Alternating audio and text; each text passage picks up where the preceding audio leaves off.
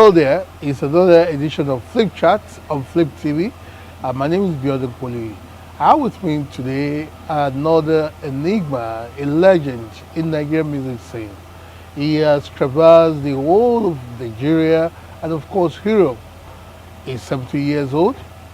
I'm talking about Adekolu Modupe, popularly known as Ade Wesco, a great guitarist and composer. We're going to feature him today on Flip TV. When we come back, we shall roll the questions. Come along with us.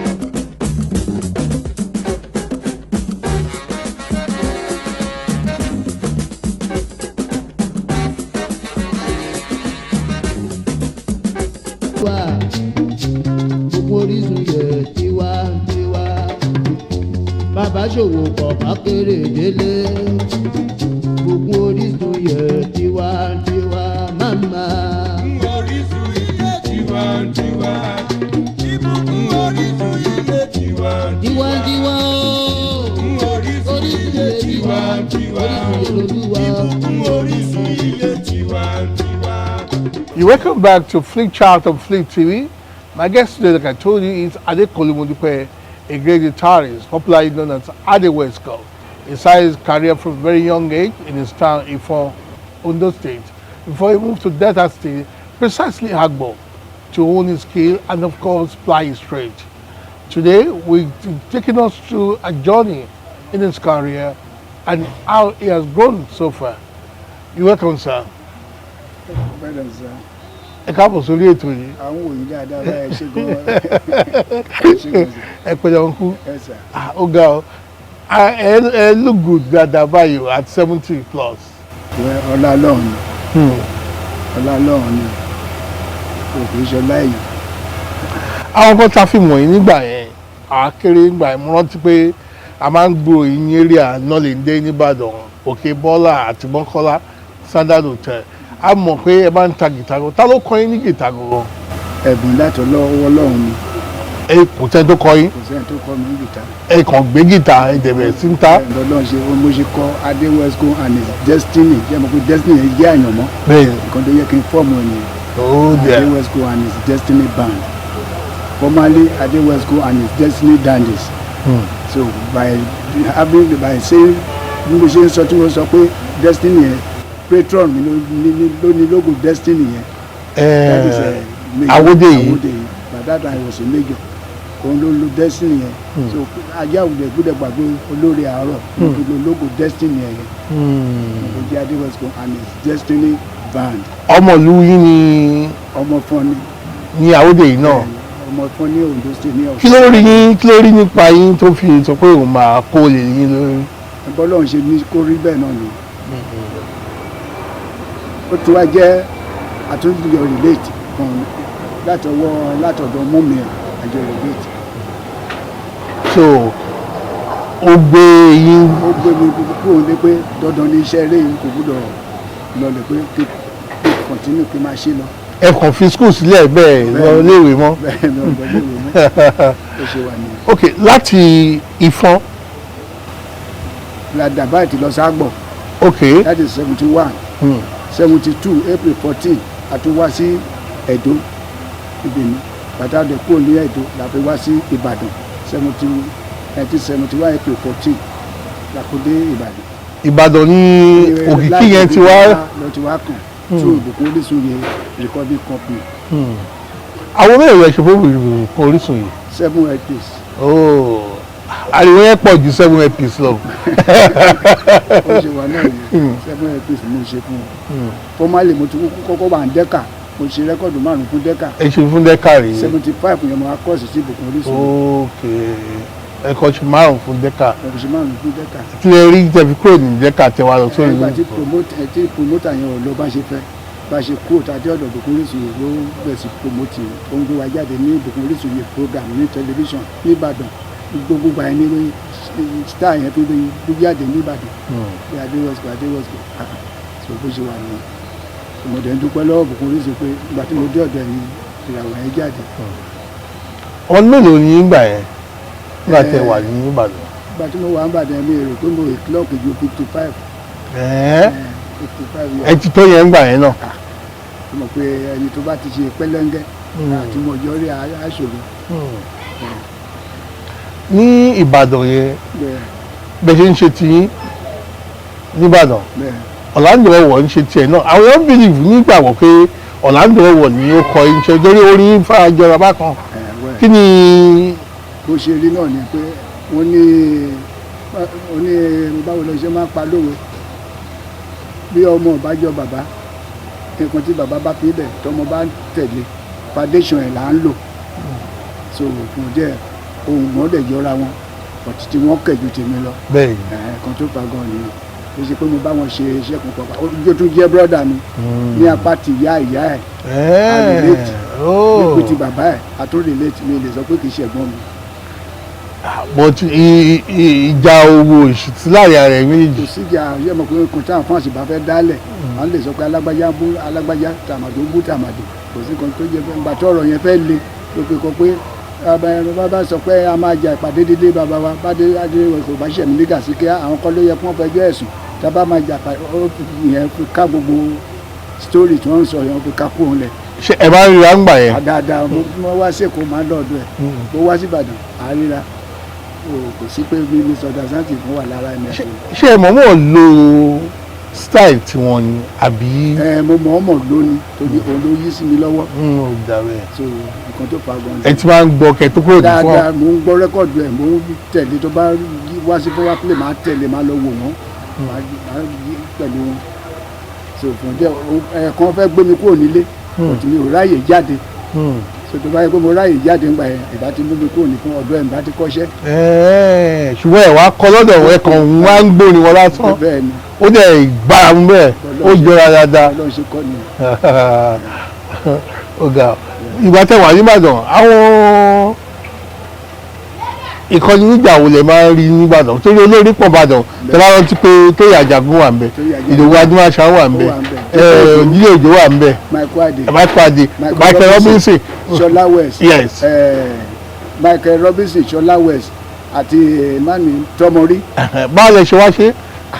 nígbà tí gbogbo àyẹn sáàdì mi yàtọ̀ sí ti gbogbo wọn ṣe mọ̀ pé music kan ni gbogbo wọn play àfi Tóyè Àjàgún nìkan ni music yàtọ̀ tó jẹ́ pé àpólà land yẹn àpólà music yẹn torí ọ̀dọ̀ àpólà ni ọkùnrin Tóyè Àjàgún ti kúrò olóṣè mú sáàdì tiẹ̀ so àwọn méjì yẹn ni sáàdì wọn dá yàtọ̀ ní. àpólà yẹn Ìdòwú Adúmáṣà. bẹ́ẹ̀ ni ọ̀dọ̀ ẹni Tóyè Àjàgún ti kúrò so system Adúmáṣà náà ló dé ń kọ́ so kàn dé bí gbogbo ẹ̀ ṣe rí yẹn but tí wá yẹn ó strange kò sẹ́ni tó ń kọ́pí irú system wa tó kéèyàn máa kọrin kó máa ta gìtá ẹ̀ mọ̀ pé double job ni so kò sẹ́ni tó ní àyà ẹ̀ ń gbà yẹn so bó ṣe wà ní gbogbo gbà yẹn àwọn ibi orí owó láti Iléṣà àjọ wà ní Ìbàdàn náà ní safety Independence Hotel Asas Hotel Standard Hotel Victoria Hotel Mọ́kọ́lá roundabout so títí lọ sí Green Spring Crispo gbogbo ẹ̀ la ń dàgbé ẹ̀ ń gbà yẹn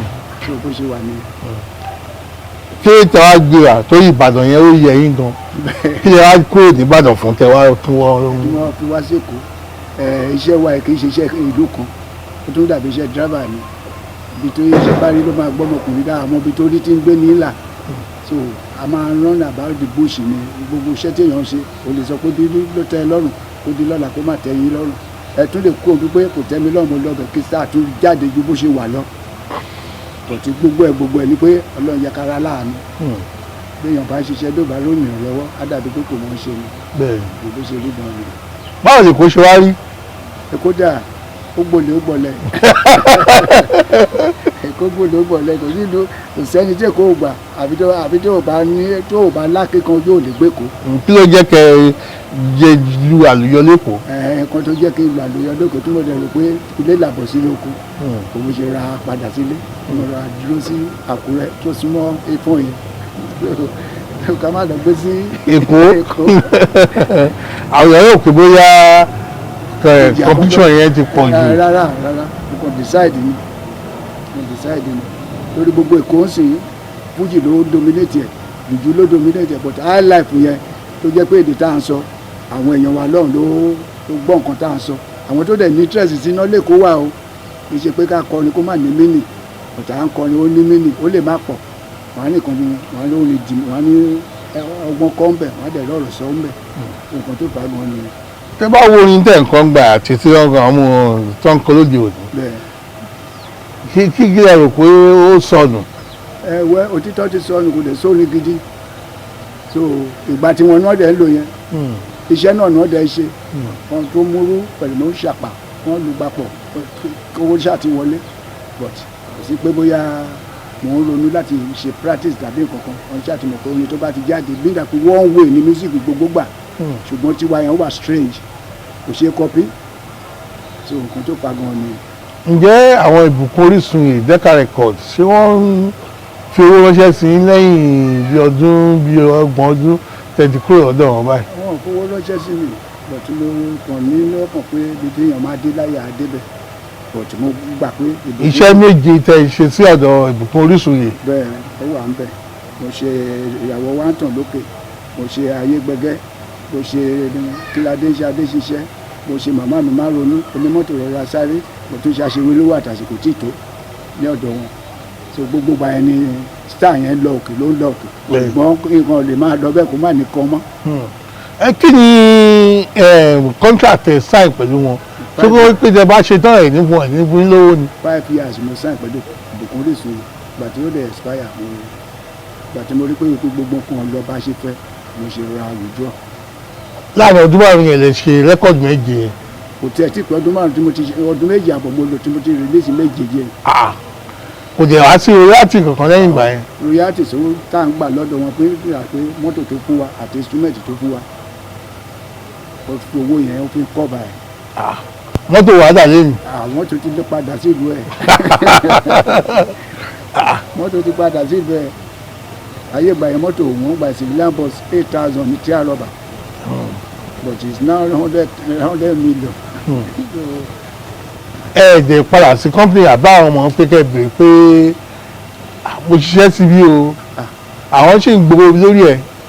àwọn lè máa gbowó lórí ẹ̀ but mi ò rí pé ó print ẹ̀ síta àwọn níbo lóko ńlá bá ń dóni èèyàn máa gbé ni. bó ṣe wà nìyẹn mi ò dẹ̀ lẹ́yìn tí láti bá fa ṣùgbọ́n mo ṣáà mọ̀ pé true ẹ̀ ní star mi tó jáde. ìwé yẹn tó kẹ́ ẹ dúpẹ́. mo dúpẹ́ fún gan bó ṣe wà nìyẹn. àwọn ṣẹ́dẹ̀ wá ṣe sí Decca Records àti ìbùkún Orísun yìí ẹ gba nǹkan kan lórí ẹ̀ mọ́ náà. mi ò gba kankan mọ́ lórí ẹ̀.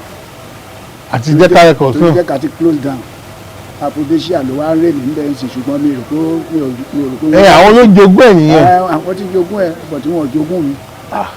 àwọn iṣẹ́ wa ń kọ́. báwo la ṣe fẹ́ ṣe. kò sí lọ́wọ́ yín. kò sí lọ́wọ́ mi ọwọ́ wọn ló wà. kò sẹ́ni tó ń print out. wọ́n dẹ̀ fẹ́ print jáde ń sìn wọn ní ìfọ́ọ̀mù ní ìdẹ̀ bá wọn lè já sí ṣùgbọ́n tí mi ò bá tí kò oníṣìwà.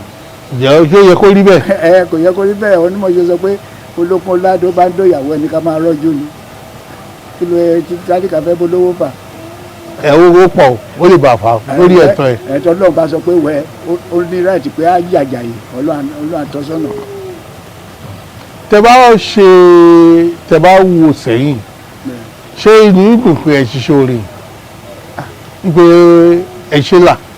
wẹ́ bákan méjìlélógún lẹ́yìn ọba kú sọ̀hún á padà wáyé bínú mi dùn sí bínú mi dẹ̀ tún dùn sí lẹ́ẹ̀kejì mo ṣe mọ̀ pé mo ṣe wà láyé mo wà láyé tí bá wo àwọn tó fi ṣe orin tó ń ṣiṣẹ́ tó èjì wa tó dẹ̀ ṣiṣẹ́ tó iṣẹ́ tá a ṣe tí wọ́n bá gun limousine ní òfin bínú àsìkò wọn ló tó wo bàbá lónìí dọ́là ẹ̀wọ̀n táàmù tó wà ẹ̀wọ̀n táàmù tó wá rèé Ọlọ́run jẹ́ kí alẹ́ wa kó dára jù àárọ̀ wa lọ. àmín.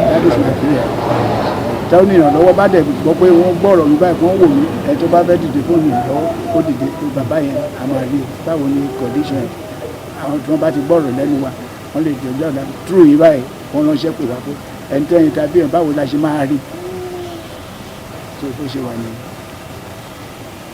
ǹjẹ́ ẹ lè ṣèrántí experience yín nígbà tẹ́ travel lọ sí Europe.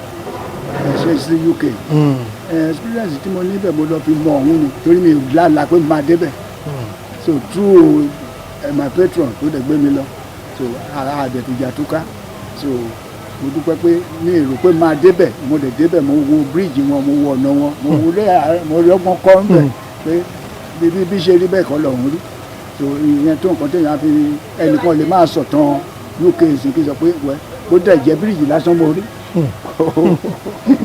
ó tó rántí. táàdẹ̀ kó sọ̀rọ̀ tí aeroplane ò jábọ́. mo ti pé ẹ tún ṣe àwo kan endurance bẹ́ẹ̀ ìyẹn fún Malio company entertainment ní London. bẹ́ẹ̀ báwo ló ṣe pàdé Malio. ẹ ṣe bí mo ṣe pàdé ẹ̀ nígbà Ọlọ́run ló sọ pé nǹkan tí mo ṣe fún wọn nígbà tó wà ní kékeré ló fi rántí mi tó ìlú wa gan ni ó fi gbogbo wọn sí. ìyẹn Malio yìí náà Malio yẹn ní ìlú fún yẹn gangan so kékeré báyìí lórí. ògidì ọmọ Ìjẹ̀ṣà ni ìyẹn ni wọ́n bí gbogbo wọn sí. lọ díẹ̀ tí bá ń lọ oko máa gbé dání máa gbé sẹ́yìn tàbí gbé lórí kẹ̀kẹ́ ayọ̀ lọ tí wàá wá pé bàbá tó ń fẹ́ràn ọmọ kékeré still náà kò wá gbàgbé mi. nígbà tó wá yá ló kàn pè mí lọ́jọ́ kan pé bó ni mo wà mo ní wà lákùrẹ́ ó dẹ̀ wá mi wá sí Àkúrẹ́ yẹn ó ní ṣé mo ṣe lè ṣe rẹ́kọ̀dù ló ní máa ṣe rẹ́kọ̀dù ó ní 2 weeks time ní kí fóònù ní 2 weeks fún ní ọ̀sẹ̀ méjì ló kàn lọ́ṣẹ́ pé ká lọ Ìbàdàn ká lọ bá Láyà Dis bẹ́ẹ̀ lálọ́ bá Ìbàdàn bó ṣe gbé wa wọ studio nìyẹn ọjọ́ yẹn mo wọ studio ní record so tẹ̀sán pètè rẹ́kọ̀dù yẹn Jésù já ṣẹ́kẹ́ṣẹkẹ̀ mi òkú ó sọ mí gàláyé ẹ̀jẹ̀ rẹ̀ iyebíye kò fi rà mí padà track tí mo ṣe fún mi lẹ́yìn àwọn wá ṣe pé mo tún wá ṣe mí fún mo fi kọ late Orlando Owo. ẹ fi ṣe ọ̀nà fún ọ tribute lẹ́yìn ẹ̀ mo tún ṣe track kan Ogúnyẹyẹ àwọn so many of the records tó wà ń ta báyìí but àwọn promoter àwọn printers ìta ayédè ń béèrè pé bó làwọn ti lè rí old records mi mo dé ń júwe wọn pé ẹ lọ sí Ìbùkún ìsùn tàbí ká lọ sọ́dọ̀ Philip Olú tó wà lórí Òṣòdì so mo tún rìkọ́dù 5 fún yẹn tiẹ̀ ìyẹn mo fi ṣe tribute fún Awólọ́wọ̀ 5 mo tún ṣe fún so mo ní káfíń máa kà lọ kábọ̀ rẹ́kọ́dù mi ti ń lọ bí 24 fp tó stop lónìí rẹ̀ ní má kàn máa ṣiṣẹ́ dànù fún láì lédè ńlò. ẹ tún ṣe orin kan kó tó dìgbà kẹjọ orin yẹn ẹ ti dúró gan fúngbà díẹ̀. for many years tó ń lọ bí 13 years. kí ló yẹ tẹ́ fi dúró. ìgbà tí mi ò rí company yìí tí bá débí àwọn lè jẹ́ kó sùn wọn bá débí wọn lè jẹ́ kó sùn wọn. ò nítorí pé ẹ wà lọ́dọ̀. láti jẹ́ pé wọ́n rí paper release wọ́n ní àlàkẹ́ record. ta ni ò release yín. Ìbùkún rìsò later ló ṣe wá release mi pé wọ́n fún mi ní paper release mo ti lo 2.5 years tí mo tó kù yẹn mo lò mo tún lo another extra 4 years ibi tí star yẹn ti wá bẹ̀ sí drop nìyẹn. nígbà tẹ́ ẹ ṣe nǹkan kan. tí mo ṣe nǹkan kan mọ́ but mo kàn ń lọ jump ṣá ní Èkó ń bí mo lọ jump mo lọ ṣe jump ń bàjẹ́. Èṣù yàgò kí ni rólókun mo ṣe fún Malio orí track tìdí sí endurance yẹn. Èṣù yàgò kí ni rólókun o so wọ́n dẹ̀ fi ṣe logo fún mi ní fọ́ọ̀sì tó bá ti dé Èṣù yàgò ti dé òfin bá ikọ̀ nílé mi o. ìjà rí ọmọ yín kankan tó tiẹ̀ pé àyíṣẹ́ bàbá mi yìí ó wù mí gan nínú ọ̀fẹ́ ṣe rú ẹ̀. àwọn tó lè ṣe obìnrin ni obìnrin làwọn ọmọ wọn kàn lè lẹ́bù àti kọrin wọn lè lẹ́bù àti wà lórí stéèjì lẹ́bù kó ní fújì sí ó lè lọ́mọbìnrin tó sọ pé wọ́n máa kọrin bàbá wọn bọ̀tì kò sí láì ní wọn bọ̀tì wọ́n wà ní ṣọ́ọ̀ṣì kwaya ni àwọn tó wà ní ṣọ́ọ̀ṣì ń ṣe wọ́n kọrin ní ṣọ́ọ̀ṣì. àwọn ọkùnrin pẹ̀ èyí ọkùnrin yẹn kò fojú síbẹ̀. kò fojú síbẹ̀. bọ̀ inú yín ìbádùn ká pé. ṣé mọ̀ pé star wa tí ọmọ bá tiẹ̀ ṣe gan kò lè mú star bàbá ẹ̀ wa àwọn odi artist wa tó ti kú ibo làwọn ọmọ gbé iṣẹ́ wọn dé lẹ́yìn kò sí wọ́n bá ti lè ṣe rẹ́kọ́ọ̀dù kankan fi hit channel bàbá wọn ẹ̀ second one kò lè mú dàbí ti tẹ́lẹ̀ mọ́ lórí àwọn ló ní talent wọn ti gbé nǹkan wọn lọ. wọ́n kiri kan kí n kòlábò tẹ́ bá rí olórin kan tẹ́ fi bá ṣe kòlábò tálẹ́ máa wù yín láti bá ṣe. àfi tí wọ́n bá kọ́pì wa a lè kọ́pì wọn. inú àwọn ọ̀dọ́ tó wà ń gbòòrò ń sìn. tí wọ́n bá fẹ́ ṣe kòlábò tí wọ́n bá dé pé kí n fún wọn ní track pé kájọ níìsì papọ̀ a tún lè ṣe but òun ló mọ̀nà tó máa gbé tí ẹ̀gbá nu kọ́ọ̀dù tá a bá fi sílẹ̀ lóní tá a bá kọ òun ló mọ̀ bó ṣe máa ṣe ìjẹ́yẹ́mu kó òyìnbó ni wọ́n sọ ju èdè Yorùbá lọ wọ́n lè sọ èdè òyìnbó sílẹ̀ kí n má mọ nǹkan tí wọ́n sọ but nǹkan tí mo kọ ó lè jẹ́ òun wọ́n dilute so mi ìdẹ̀ bá wọ́n jà torí iṣẹ́ ni wọ́n ṣe.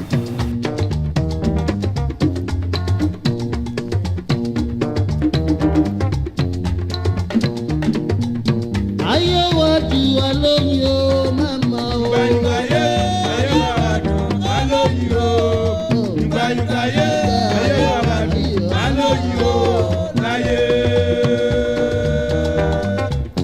kóńgà jẹ́ pàtàkì gan ní orin yín bẹ́ẹ̀ kí ló dé.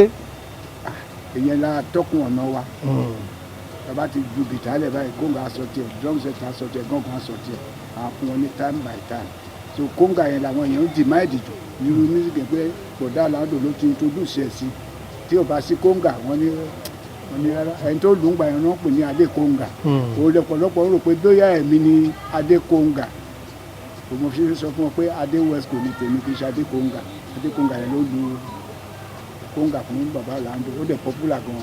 táwa wò dáadáa orin yín àti orin Orlando nítorí ọmọ Orlando ń kọrin tiẹ̀ bọ̀ òun gún máa ń já ràn mí mọ́ nígbà tẹ́ni tó fẹ́ kọrin style yìí wọ́n nìyẹn. ṣé mọ̀ mi ò lè fílẹ̀ tí studio bá ṣì wà pé ká ṣì máa rìkọ́dù mo ṣì máa rìkọ́dù lọ ni tí ò bá dẹ̀ ti ṣé mọ̀ pé téèyàn bá ti ń ṣiṣẹ́ gbogbo lọ continuously òye yẹn á tún máa yé sí ṣùgbọ́n tó bá di pé èèyàn ṣe footballer tí ò lọ fídì lọ ṣe practice mọ́ ṣé mọ̀ pé ẹsẹ̀ yẹn á bẹ̀ sí weak tó bá tiẹ̀ lómi tó fẹ́ wá láì jẹ́ kó ní ibi tó máa ṣe sí omi yẹn á tún padà síbi tó ti wá wọ́n tó fa gan nìyẹn. kí ẹ rò pé a máa fi rántí Adé West kò tọ́lọ́jọ́ bá dé tí ẹ bá dẹ̀ ọ̀rọ̀ síbi ti àgbárín kí ẹ fẹ́ ká máa fi rántí. nǹkan tẹ́ lè fi rántí mi náà ó lè ṣeé ṣe kẹ́ máa lọ kún ọ́pìlẹ̀ ẹ̀nu rédíò bàbá yẹn ló ń kọrin ó dẹ̀ ti lọ o iṣẹ́ náà tá a ṣe sílẹ̀ náà nìyẹn torí àwọn ò lè kú bó jẹ́ ọdún mẹ́ta ni wọ́n fi play rẹ́kọ̀dù èèyàn nínú rédíò tí wọ́n bá play continue bó jẹ́ ọdún mẹ́ta alágbájá ni wọ́n lè máa jiyàn sí pé kì í ṣe Adé West kò pé Orlando ni ṣùgbọ́n ẹni tó bá mọ voice àti kíní á mọ̀ pé ìyàtọ̀ wà lórí Kèrègbè bó ṣe tóbi tó yẹn oríṣiríṣi ló ní túùnù tiẹ̀ kò sẹ́ni tó máa gbọ́ rẹ́kọ̀dù Orlando tó ní mọ̀ pé Orlando ló ń kọrin torí talent tiẹ̀ yẹn ó yàtọ̀ sí tiwa àkànṣe copyright tiẹ̀ ni so voice yóò lè ṣe kó dàbí tiẹ̀ so bó ṣe wà ní. tó ẹ ṣe pọ̀ sá àwọn ìyàwó yín kọ. wọ́n wà lákùrẹ́. bí mélòó yín. péré mẹ́ẹ̀ni méjì ni. ǹjẹ́ olórin lè ṣe láì fi ọ̀rọ̀ obìnrin. àwọn oníyọ ayé láì ní wọn kò sí bọ́kùnrin wà bí ò bá lóbìnrin lára kò pé torí àwọn oníyọ ayé àwọn ọlọ́gba ẹ̀dẹ́nì tó kọ́kọ́ fún wa láàpù jẹ tó wà àdẹ̀lẹ̀ gbàgbé wà àdẹ̀lẹ̀ fi wọ́n lẹ̀ oore wà lára wọn. oore wà lára obìnrin mélòó lọ́lọ́run wá fi jí nǹkan yín. méjì náà ni. ẹ gbìyànjú kódà òkìkí yẹn pọ̀ gan-an tẹ méjì péré lẹ́ ṣe. méjì ni. àwọn sì wà lọ́dọ̀ yín. lágbára Ọlọ́run. tí ẹ bá rí àǹfààní àti wáyé wa ilé kejì ṣé ìdí orin náà lè máa yà. tí star yẹn bá tún sọ pé dandan mo máa padà sí ìdí orin náà ni èyí tí mi ò fi léèkẹ́ ń gbà yẹn ó lè jẹ́ pé ẹyọ kan máa ń ṣe tí máa fi yí kọ́ba gbogbo nǹkan tí mo ti lù sí gbà mo kọ́kọ́ wá ṣé wọn bó ṣe rí nìyẹn. tí ẹ bá ní àǹfààní láti yí nǹkan kan padà nínú ìrìn àjò yín nínú iṣẹ́ orin kílẹ̀ lè yí padà kẹ́ ẹ sọ pé náà mi ò gbọ̀nà bí nǹkan máa change ẹ̀ kí làwọn kan tẹ̀ rò pé yẹ kẹ́ change. kò sí nǹkan tí mo lè ṣe yìí àfi tí bá sọ pé mi ò ṣiṣẹ́ orin ìmọ̀ kó wà lápáàt kí n wá iṣẹ́ mi kí n máa ṣe bẹ́ẹ̀ mọ̀ pé èèyàn bá ní rẹ́ṣọ́nàṣì sí ó pàtẹ́ ìnìmọ̀ iṣẹ́ wa àwọn rẹ́kọ̀sì wa tó bá ti dé a lè máa lọ máa reprint ẹ̀ kára máa ta pọ̀ díẹ̀ klọ́ọ̀bù tá a bá nìyẹn ìyẹn tó ń gbé wa jáde bóyá èèyàn ṣẹ̀ṣẹ̀ fẹ́ dìde pé bóyá iṣẹ́ kápẹ́ńtà mo fẹ́ kọ́ sí báwo ni mo ṣe fẹ́ máa kùn sódà mi ò fẹ́ gùn kè iṣẹ́ ṣe. tó jẹ́ pé níbi club pé ó máa wùn kẹ́ níbi club yẹn bẹ́ẹ̀ bó tiẹ̀ jẹ́ ìbẹ̀rẹ̀ tí ń play. bẹ́ẹ̀ ni o so gbogbo èèmù plan fún báyìí sí pé àgbà ti dé so àwọn ọ̀pọ̀lọpọ̀ boys mi tó wà níbí wọ́n tó wà lẹ́yìn mi mo débi lé mi mo taka sí wọn wọn àjọ ènìyàn Ìtàkùrẹ́ náà the same thing so tó bá dẹ̀dẹ̀ lẹ́ni tó ní láti ṣe engagement a ṣe wà lẹ́nu ẹ̀ so láì jẹ́ pé sójà kó aṣọ ilẹ̀ kì í rìtáyà. so àgbáyé adalẹ o ẹ ṣe gan sir ẹ ṣe gan lọ́wọ́ yín o yeah you know that. All right. Well, thank you very much. It's been a very, very revealing and of course interesting interview with Adé West. Mo dúpẹ́ Adékòrú you know, a 70-year-old Nigerian who took after the likes of Orlando Owo and also made his mark. Until next week when we meet on Flip Chat, thank you very much.